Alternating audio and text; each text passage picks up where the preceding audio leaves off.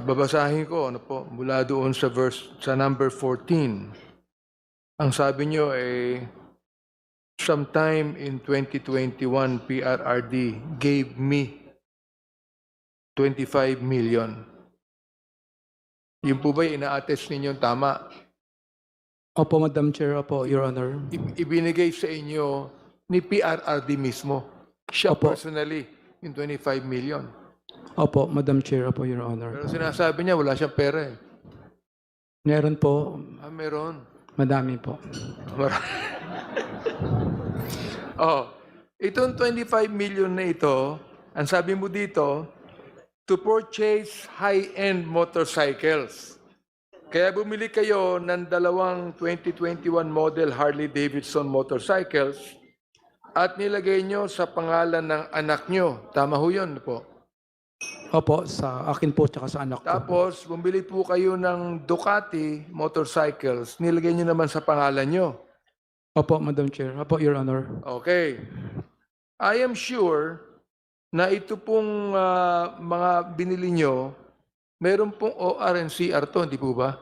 Opo, Madam Chair. Opo, Your Honor. Yung po ba itinatago ninyo? Opo. At Your ilalabas nyo po sa tagtang panahon? Opo, Your Honor. Okay. So, Madam Chair, pinapaliwanag po ng ating resource person dito na tinatago po niya ang OR and CR ng dalawang Harley-Davidson motorcycles na nasa pangalan ng anak niya at yung Ducati motorcycles na nasa pangalan niya. Ayan po, na gusto ko lang sabihin na ito po ilalabas niya, no? Gayon din yung mga binili mo na mga Yamaha, di ba? Apo. Ilan yung nabili mo, nakalagay dito? Pito po na brand new na Yamaha NMAX. Oo. Yun din po ba nasa pangalan ninyo? Ay, hindi po, sa mga leader na po ng isip. Ang sinabi po ninyo, lahat po ng mga ito, number 18 nakalagay nyo, all purchases of these motorcycles, including the aforementioned accessories, were paid in cash using the money given to me by PRRD. Opo, Your Tama ho Honor. ba yun? Opo, Your Honor. Akala ko wala siyang pera. Madami po. Marami siyang pera. Opo. Gusto ko lang pong ipaliwanag na marami palang pera sa PRRD. Hindi po si BP Sara nagbigay sa inyo. Hindi po. Alright. Ngayon, the fact na pwede niyong ibigay, siguro, Madam Chair, hindi lamang dito sa committee hearing na ito, kundi kung na yan po ay nasa Senado na, ay pwede mong ibigay yan. O pwede mo rin ibigay sa amin ngayon para makita po namin. Ngayon, yung pong inyo ring binanggit na 175 million. Siya pala, ito pong 25 million na ito po ba ay personal na pera ni Presidente, dating Presidente, o ito po ikinuha rin naman sa gobyerno? Personal po. Personal. Opo. Hindi po sa gobyerno yan. Hindi po. Okay. Honorable Abante, the last question is a probing question already. So may I solicit a motion to strike out from the record the last question and the last answer of Madriaga Tulad po ng as to the nature of the money that was handed to him. tulad po ng sinabi ni Congressman Rufus, I submit to the Yes, may I solicit a motion? So moved, Madam Chair. There is a motion to strike out from the record the last question on the nature of the money that was handed to Ramil Madriaga. Is there a second? Same has been seconded. Any objection? Hearing none, the motion is approved. Please Okay. strike out from the record. Pwede ko bang ituloy po, Madam Yes, Chair? you may proceed, Honorable Abante. Yung pong 175 million na ibinigay ni Lin Wei Xiong, siya po ba ay gusto ko lang malaman, Madam Chair, baka probing na naman to. Di ba? Ito That's pong why si- please be very careful. si Make Lin- sure that Gusto your ko lang po- question is pwede po already ba in the sabihin- affidavit. Pwede ba tanungin dito kung si Lin Wei Xiong ay isang Chinese president? O- I think that will be a probing question also because that is outside the context of the affidavit of the resource person. Alright. 100 million po ay galing kay Maestrado Lim. Tama ho ba yun? Sinabi. Tama po, Your Honor. Ito po bang mga pondong ito, may mga kasamang documentation o deed of donation or acknowledgement receipt sa inyong pagkakaalam? Is that stated in the affidavit also? Nakalagay din po. Opo, Wala. Madam Chair. All right, you may proceed.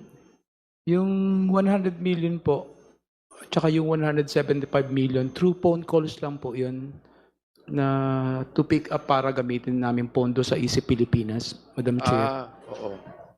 Okay. Doon po sa pictures ng Annex A, nakalagay po ba ito sa inyong supplemental affidavit? Ito pong manager's check? Nakalagay din po ba ito sa inyong Opo. supplemental? Ano po itong manager's check na ito? 84,200,000. Ano po nakalagay sa inyong supplemental affidavit? Tungkol po dito, pakita nga natin. Can we flash that portion of the affidavit, subject matter of the clarificatory hearing? Opo.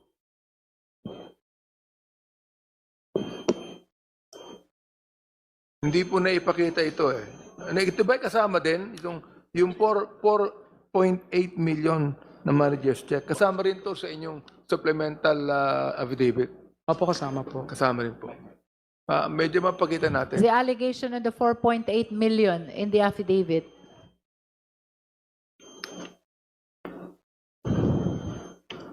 Kasama What po, number Madam. is that, Kasama nyo. Honorable Abante? What number is that in the affidavit? Annex A. Annex A1. Oh, it is an attachment. An It is an yes. attachment. Oo, pero kasama sa supplemental Yes. affidavit. That is annex. Annex A and Annex A1. Can we flash Annex A and Annex A1?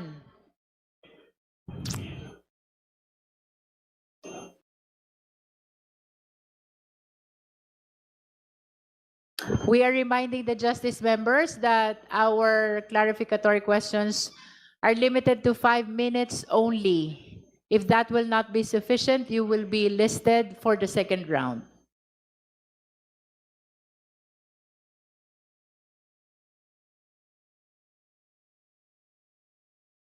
Wala ba? Annex A and Annex A-1. These are attachments to the impeachment, to the supplemental affidavit of Mr. Madriaga. Kindly flash.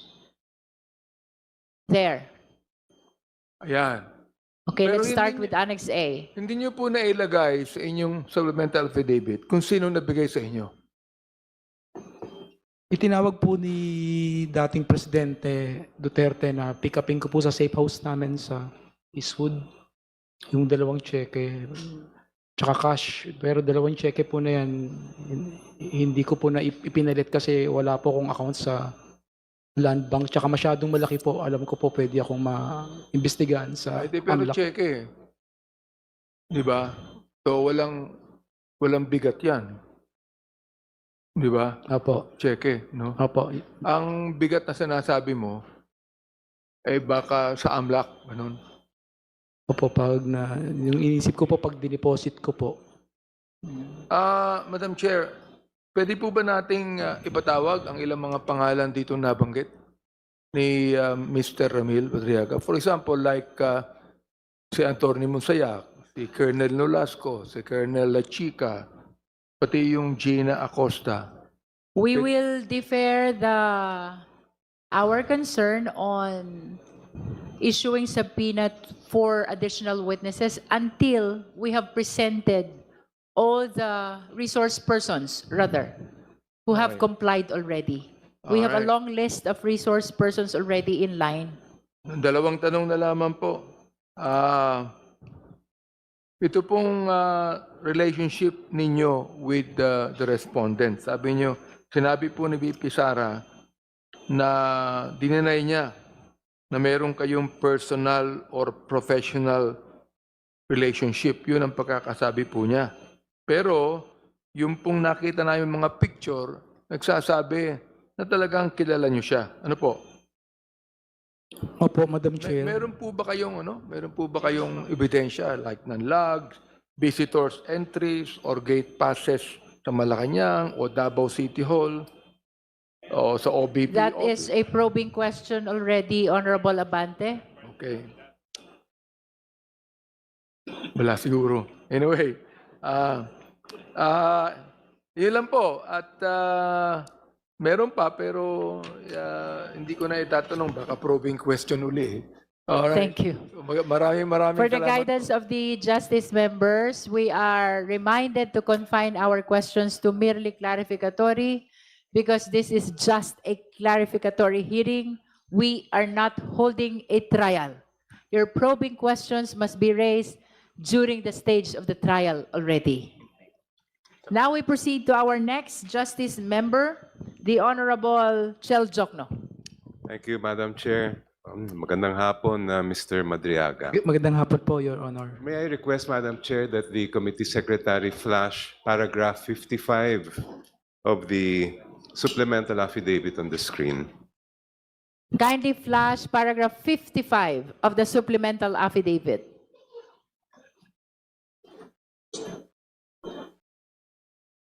Sabi po ninyo, Mr. Madriaga, I quote, "In the morning of December 20, 2022, Sarah called me and said, Sir Ram, please coordinate with Colonel Nolasco, etc."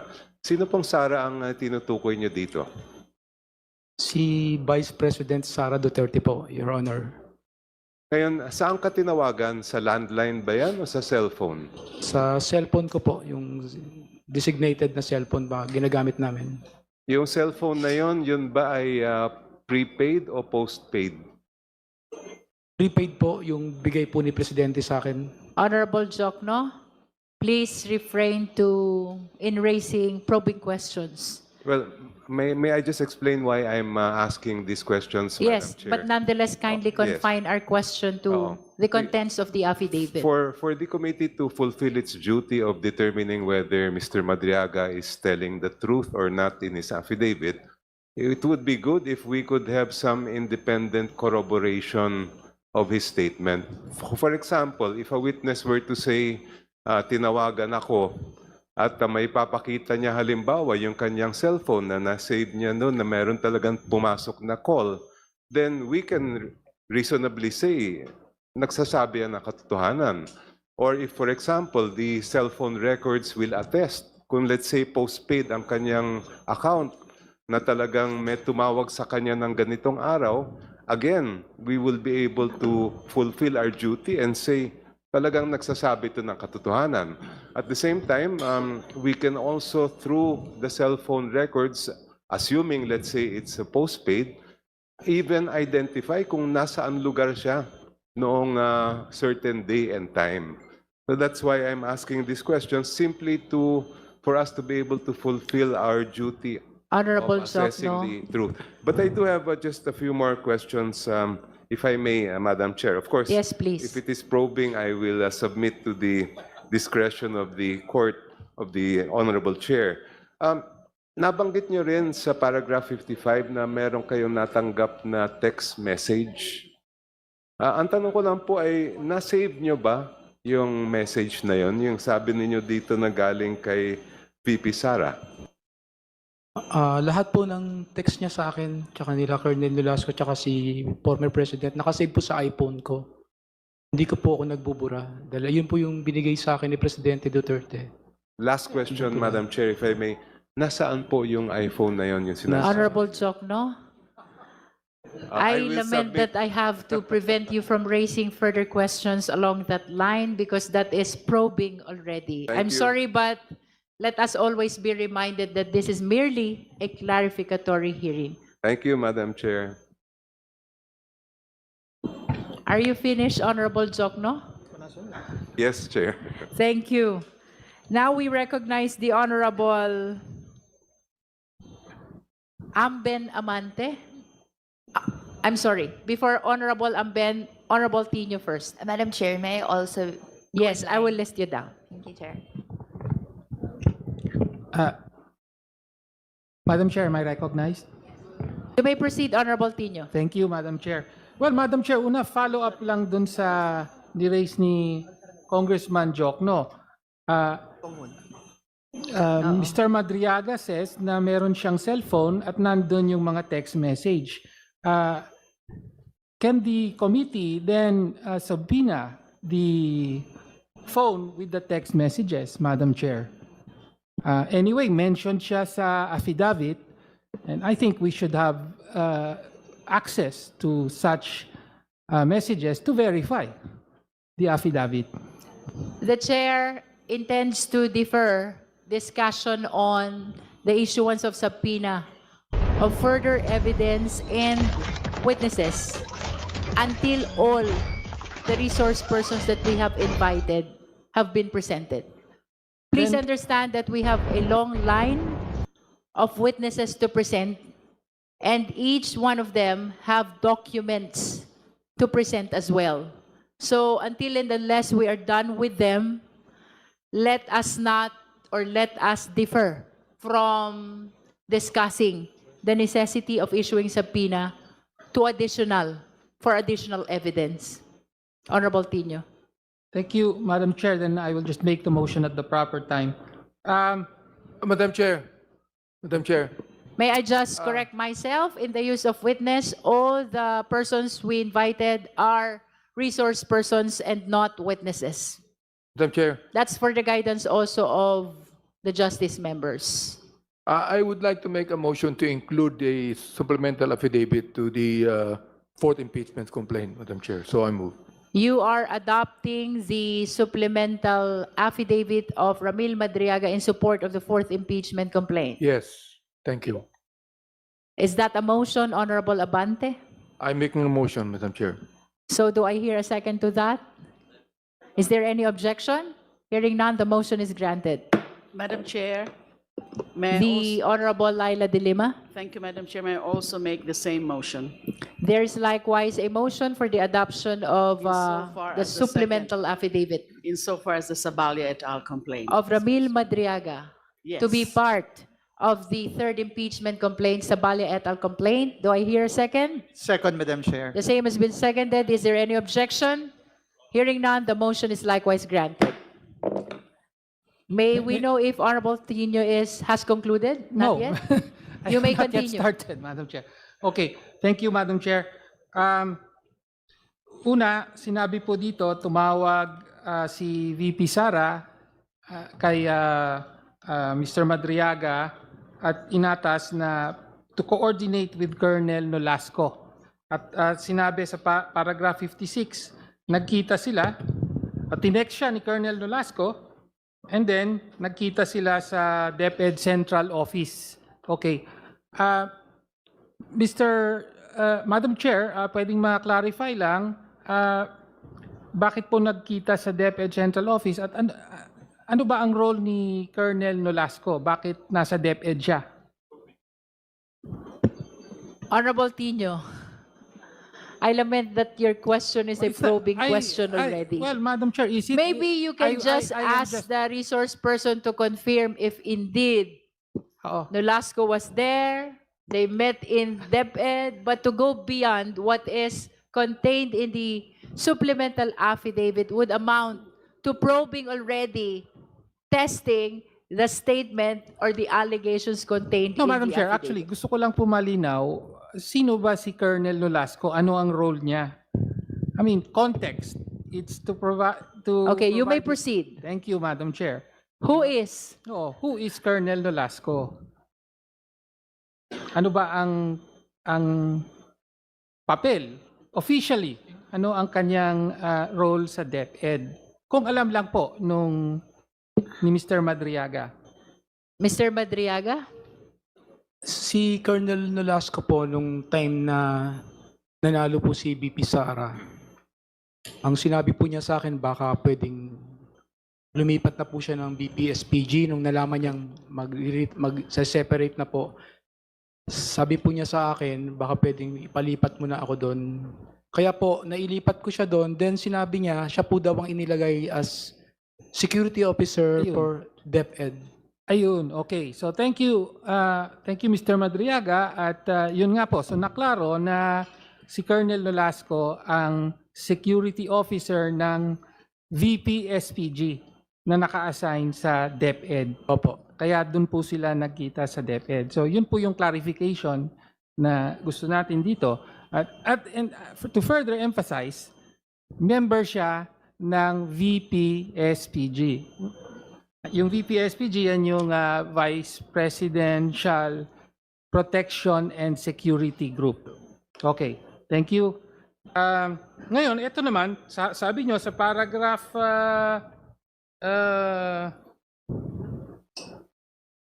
60, at around 3 or 4 p.m., may dalawang sasakyan na dumating. Tapos sabi ni Colonel Nolasco, ayan na, ayan na. And then Colonel La Chica appeared with a lady. Okay, si Colonel La Chica naman. Sino po si Colonel La Chica? Si Colonel La Chica po, yung sinabi ko kay Colonel Nolasco na kumuha ka ng maglilid sa inyo Okay. sa BP-SPG. Kasi hindi pa po siya pwede dahil Lieutenant Colonel pa lang po siya nun. So kailangan po ng full-fledged Colonel. Okay, so si Colonel La Chica ang head ng VP-SPG. Opo, siya po yung naging head. Okay, so si Colonel La Chica, head ng VP-SPG, tapos naka-assign siya sa Office of the Vice President. Opo. Tama po. Tapos ito namang si Colonel Nolasco, VP-SPG din pero naka-assign sa DepEd. At nagkita sila sa DepEd. At may kasama siyang, sabi nyo nga, si Colonel La Chica, kasama niya yung isang babae at meron silang bit-bit na 4 na large dark bags. Tama po. Tama po. So sila Your Honor. ang may dala ng pera. Opo. Okay. At sinabi nyo, Colonel Nolasco told me that each bag contained around 30 million pesos to 35 million pesos. 4 na bag, 30 to 35 million pesos. Opo. Okay. Later, sinabi nyo sa dulo ng section na ito, a few years later, I read from several media reports that the 125 million pesos OVP confidential funds in 2022 were reportedly utilized in just 11 days. This is wrong because I personally disposed the money in less than 24 hours. No? Bakit po nyo nasabi yun na 125 days? Let me just confirm. Dahil po ba na yung 4 na bag, kapag ka in addition natin, 30 million to 35 million, pwedeng magtotal ng 125 million. Tama po ba? Tama po. Your Honor. Kaya sinabi nyo sa dulo na mukhang ito yung 125 million. Opo, Tama Your po Honor. ba? Tama po, Your Honor. Okay. Tapos, sinabi nyo, yung babae na kasama ni Colonel La Chica na nasa Office of the Vice President, sabi nyo rito, you later learned to be Special Disbursement Officer Gina Acosta. So sabi nyo, nung nagkita kayo, hindi nyo siya kilala. Tama po ba? Opo, Madam Chair. Opo, Your Honor. You just later learned na siya pala si Gina Acosta. Tama po, Your At Honor. siya ay Special Disbursement Officer. Ngayon, mahalaga po itong datos na ito. Could you just please explain yung who I later learned to be? Bakit nyo po nasabing who I later learned to be? Paano nangyari yon? When did you later learn it? Yung unang nakita ko po siya nung time na yon, hindi ko pa po siya kilala. Okay. Tapos nakita ko po siya news nung 2024. Okay. Yung same face po nung babae na nakita ko, yung pagkaiba lang po yung headband. Na Okay. siya po si STO. So Acosta. nakita nyo napanood nyo na lang later sa isang news Opo, report sa sa TV at sabi nyo, yung nakita ko, yung pala si Special Disbursement Officer Gina Acosta. Ngayon, bakit po importante yung datos na yung detalyeng ito? Dahil just for the record, Madam Chair, ang Special Disbursement Officer ng Office of the Vice President, siya yung direktang inappoint ng Vice President para humawak at mamahagi ng confidential funds. Yun lang po ang gusto nating manote dito. Okay. Tapos sinabi nyo, may 4 na bags, tapos nag-deliver kayo on the day of December 20 up to the morning of December 21. Opo. Tama po. Okay. Importante rin po yung dates na yun, Madam Chair, kasi December 20 na-release, ayon sa COA, pwedeng ma-confirm ng COA later, doon na in cash pala. Doon na in cash. December 20 was the day on which the confidential funds, the 125 million peso confidential funds was encashed. That is your manifestation. Yes, it's a manifestation. Okay. Nagbibigay lang po tayo ng context dito sa statement, Madam Chair. Okay. Tapos, tama po ba na yung isang bag ay binigay nyo sa mga tauhan ng, sabi nyo, a politician, no, sa Cabuyao. Tama po ba? Cabuyao, Laguna. Tama po, Madam Chair. At Tama sabi po, nyo, Your the Honor. first bag for a politician in Laguna. Tama, Tama po. Okay. Sino tong politician? That's a probing question already, Honorable Okay. Paano Tino. nyo nalaman na politician? Ayun po yung sinabi sa akin ni BP Sara. Okay. Bawi tayo sa kanila. Okay, bawi tayo sa kanila. Ano ibig sabihin ng bawi tayo sa That's kanila? a probing That is a question probing already, question. Honorable Tino. Okay. Sige. So, nagbigay kayo ng isang bag Opo. sa politician o para sa politician. Hindi yung politician ang direktang binigyan nyo. Hindi po, may May representative po tauhan. siya. Okay. So, nagbigay kayo ng isang bag, possibly 30 to 35 million.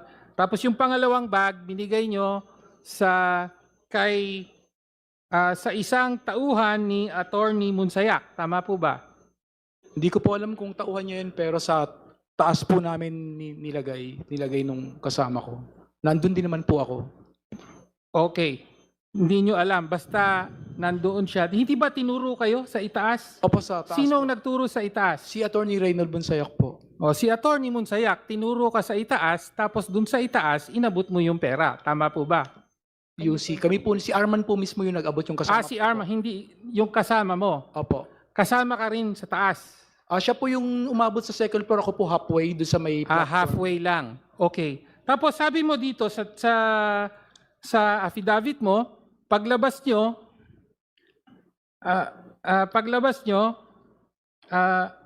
I looked at him and he nodded. Opo. Tama po. Your Honor. Ibig sabihin, Tama po. nagtanguan kayo. Opo. Okay, so parang acknowledgement dun sa transaksyon. Opo. Okay. Tapos yun, nung kasunod na araw, so in other words, nagbigay ka rin ng isang bag na posibleng may 30 to 35 million. Opo. Tama po. Opo, Mr. Tapos Chair. yung dalawang remaining bag, sabi nyo, sa sunod na araw na. Opo, Madam At Chair. iniwan nyo lang sa parking lot ng Office of the Ombudsman. Yan po ba yung sa may Sa Agham po. Agham Road? Okay. Iniwan nyo lang sa parking lot. Iniwan nyo yung red Mazda. Tama po. Opo. At nandun yung dalawang bag. So Opo, pwedeng, Madam Chair. dalawang bag pwedeng 60 to 65 million pesos. Tama po. Hindi nyo alam, wala kayong sinasabi rito kung sino ang tumanggap. Nakita ko po pero hindi ko po kilala. Merong tumanggap. Opo. Nandito ba yan sa statement mo? Yung sa ombudsman po, nakita ko po yung kumuha ng susi. When we arrived, the guard gave a signal directing us to park in a specific area in the OMB parking lot. We proceeded to the specific area and parked red Mazda sedan where 2 remaining bags of money were placed. We left the keys on top of the left front wheel, which is our usual practice when delivering large amounts of money. Wala po kayong binabanggit na ngayon may sinasabi kayo na may nakita kayong pwede po bang ituloy? Yung umikot na po kami, kasi naglakad lang po kami palabas. Okay. Curious lang po ako kung sino po yung Okay. pwedeng kumuha. At Other than sa guard na nag-lead sa amin, may isa pong lumapit doon. So, may isang lumapit doon sa Red Mazda. opo, nandun po yung guard. So, I presume yun na yun po. Nahiya naman po kung tignan-tignan pa siya. Tumuloy na po ako. So may nakita kayong lumapit doon sa Red Mazda. Opo, meron po. Okay. Kilala nyo ba? Namamumukhaan ko po, pero by Na- name hindi po. Namumukhaan nyo po. Well, Mr. Chair, Continue. okay. Some members have been saying that your questions are now probing questions, so let's just stick it to the. I was clarifying, Stick with Mr. the Chair. It was a clarificatory question on the delivery, and it was the resource person who proffered the information that he saw an individual approach the Red Mazda sedan, Mr. Chair. Just the same, continue. I'm reminding you na we're bound by our own rules. Yes, thank you, Mr. Chair. Okay. Okay. So, ayun. So, total na deliver nyo po yung mga bag. Tapos, yun nga, sa dulo, ang sabi nyo, yung 125 million na yon ay confidential funds. At any point, did anyone ever tell you na yun ay confidential funds? Wala po. O wala po. Okay. Thank you. Okay.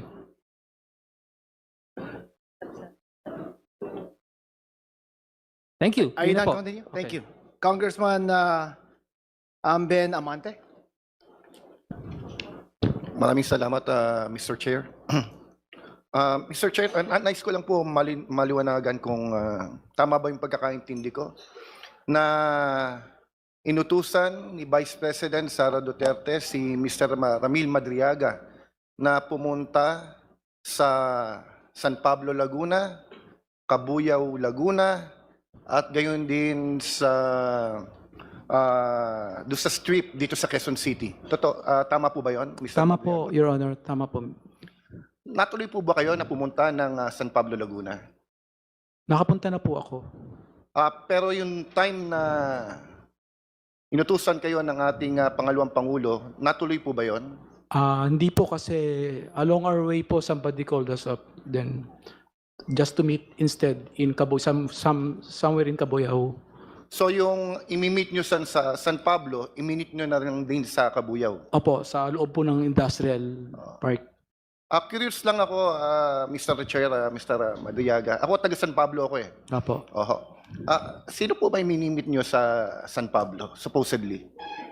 During our Congressman Amante. Let's limit it to what's stated in his affidavit na lang. Or can you ask if he remembers na lang siguro kung sino? Okay, thank you. Again, next question.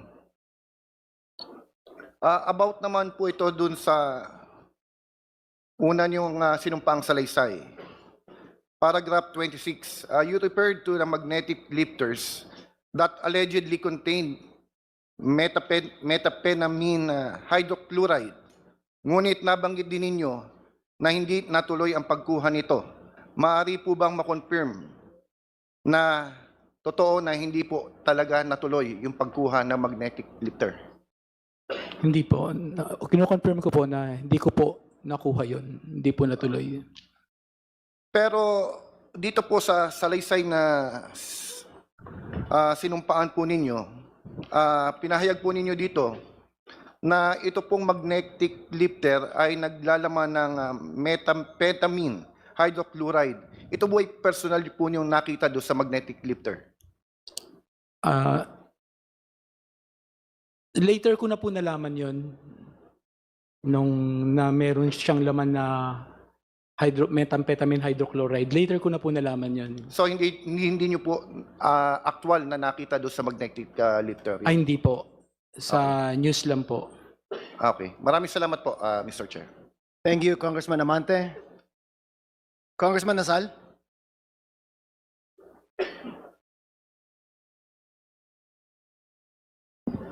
I would just like to make a manifestation, Go ahead, Mr. Congressman Chair. Nasal. But I believe si Congressman Marcoleta wants to go ahead of me. I'm sorry, Congressman Nasal, but we have a long list of Okay. members who would like to Sige po. propound questions. Just a moment. Is the manifestation in relation to the testimony or the affidavit of Mr. Madriaga? Yes. Go ahead, sir. Mr. Chair.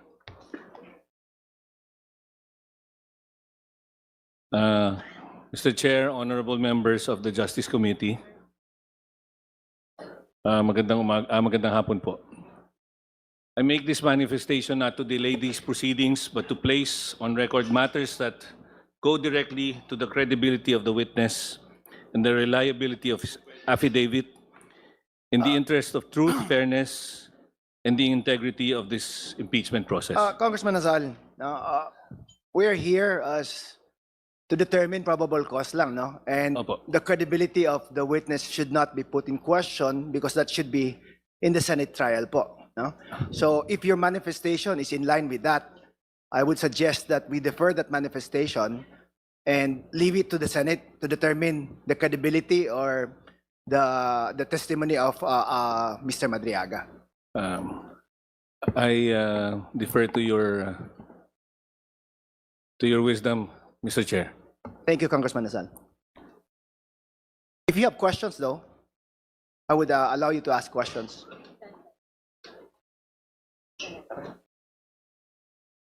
Pwede po ba ako magtanong? As a non-member? You're on the list po. Yeah. For as long as it's not probing questions lang nila and in line with the affidavit of Mr. Madriaga.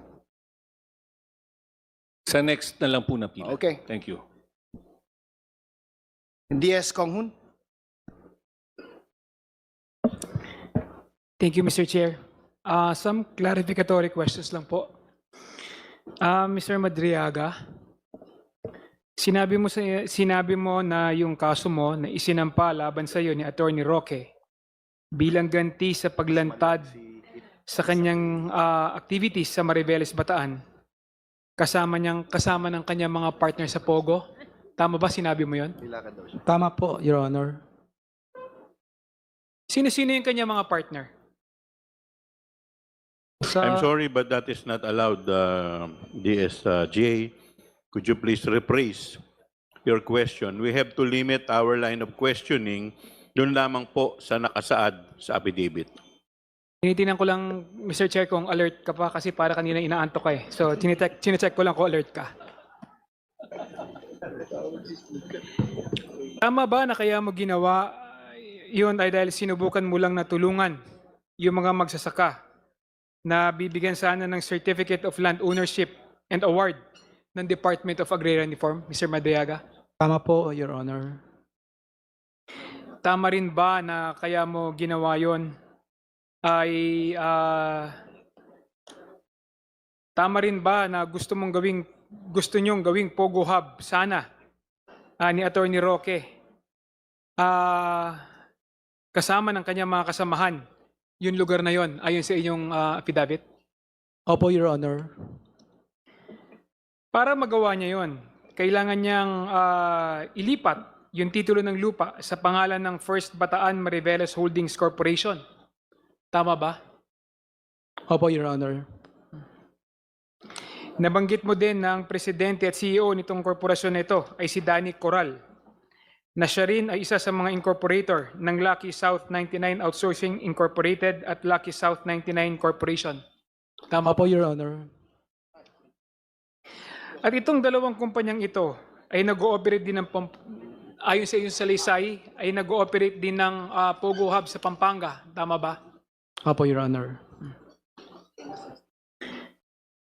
Nabanggit mo rin sa iyong supplemental affidavit na sinabi mo na sinabi sa iyo ni PPRD na tatakbo na lamang bilang VP ni VBM si VP Sara, tama ba? Tama po, Your Honor. So nililinaw ko lang yung affidavit mo, Mr. Madriaga. Opo. Sinabi mo din na nabanggit ni PRRD na nag-meeting sila ni BBM para pag-usapan ang posibleng alyansa sa 2022 national elections at dito na pagdesisyonan ni VP Sara na tatakbo na laban siyang Vice President. Tama ba? Tama po, Your Honor. Okay. Nabanggit mo din sa iyong affidavit na sa 2025 ay voluntaryong bababa sa pwesto si PBBM para si VP Sara ang maging presidente at maaari pang tumakbo muli si VP Sara sa 2028. Tama ba? Sinabi mo ba ito? Opo, yun po yung pagkakasabi sa akin ni former President Rodrigo Duterte. Okay. Dinagdag mo na pagkatapos ng oath-taking ni VP Sara ay nagkaroon ng pagpupulong si PRRD at ang retired general sa AFP kung saan ay present ka din. Tama ba? Tama po, Your Honor. Dito pinag-usapan ang posibleng, ayon sa iyong salaysay, dito pinag-usapan ang mga posibleng paraan para mapatanggal si PBBM sakaling hindi siya voluntaryong bababa. Tama ba yung Tama testimonya mo? po, Madam Chair. Sa katunayan, sinabi mo din na kasama sa mga posibleng gawin ay ang assassination, mass resignation of government officials, civil disobedience, at even an armed assault sa Malacanang Palace. Tama ba ito, Mr. Madriaga? Tama po, Madam Chair. Tama po, Your Honor. I have no more questions, Madam Chair. Maraming salamat. Next in line is the Honorable Elago. Yes, Madam Chair. Dito sa page 22, paragraph 74 ng supplemental affidavit ni Resource Speaker Mr. Violet nga pala Madriaga. yan. Sinabi niya ho na mali ang naiulat ng paggamit sa loob ng 11 araw ng 125 million pesos na OVP confidential funds noong 2022. Tama ho ba ito? Tama po, Madam Chair. Ang ginamit ho na salita dito sa supplemental affidavit ay personally disposed. No? Opo, Madam Chair. I quote, personally disposed. Ano ho ang pagkakaiba nito doon sa reportedly utilized? Doon sa 11 days versus doon sa sinabi nyo dito na personally disposed the money in less than 24 hours. Yung utilize po kasi sa pagkakaintindi ko, meron din akong kinalaman personal. Ang dispose po, hindi ko po yun utilize, I just delivered it. Somebody disposed it. Or somebody, other than me, I dispose it to them. Sila na po yung nag-utilize, sila na yung gumamit. Labas na po ako sa pag-utilize nun. Pero ho, sa pagkakaintindi ninyo, naubos na yung 125 million na OVP confidential funds sa loob lamang ng 24 hours. Opo, exactly po, 18 hours po siguro. That's all, Madam Chair. Thank you. Thank you, Honorable Elago. Next is the Honorable DS Janet Garin. Madam Chair. Thank you very much. Are you still okay, Mr. Madriaga? Opo, Madam Chair. You can still continue? Opo, Madam Chair. Because I know it's past lunch already and you haven't taken your lunch. Okay lang po, Madam Chair. You can still continue. Opo, Madam Chair. Okay. Honorable Garin. Maraming salamat, Madam Chair. Maraming salamat rin sa ating mga kasamahan at sa ating resource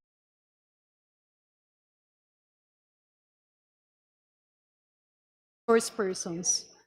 Mr. Madriaga, Dr. Madriaga, on number 14 hanggang number 18 ng iyong sinumpaang salaysay, ang nasabi dito, ikaw ay nabigyan ng 25 million pesos ni former President Duterte para bumili ng mga high-end motorcycles. Tama po ba ito? Tama po, Madam Chair. Tama po, Your Honor. Nakasaad din sa iyong sinumpaang salaysay na ikaw ay bumili ng iba't ibang klaseng mga motor, kagaya ng Harley-Davidson motorcycles at Ducati at kung ano pang mga high-end motorcycles.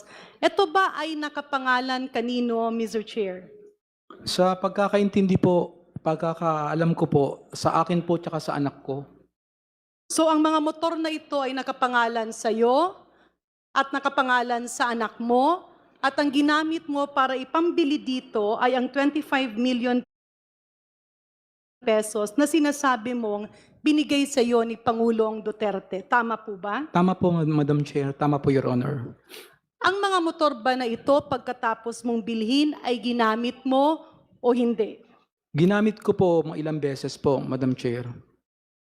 Sa nakasaad mong salaysay, ang nakasulat dito ay ikaw ay pinabili ng motor para gamitin ni Vice President Sara Duterte. Opo, Madam Chair.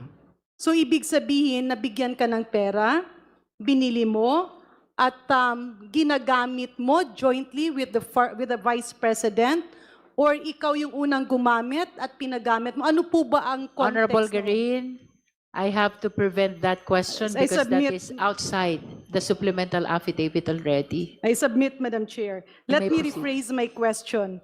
Nabigyan ka ng 25 million pesos ayon sa iyong sinumpaang salaysay at binili mo ito ng mga motor. Do I understand it correctly? From number 14 to number 16 of your affidavit na ang binili mong mga motor ay sa pangalan mo pero ginagamit ng ibang tao. Ako po ang gumamit lang, saka po yung anak ko. Okay. Let me move to further questions, Madam Chair. On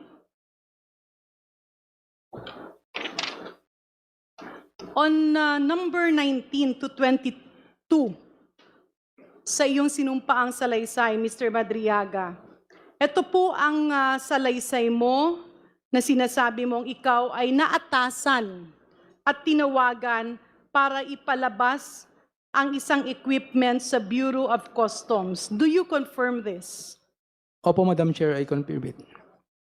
At ang sinasabi mo na ipinapalabas sa iyo ay nalaman mong merong lamang hot item. Do you confirm this? Opo, I confirm, Madam Chair. Ano po ba ang ibig sabihin ng hot item, Madam Chair, Mr. Madriaga? Sa pagkakaunawa ko po, ang hot item po ay mga contraband. Those are prohibited by Customs Authority to be.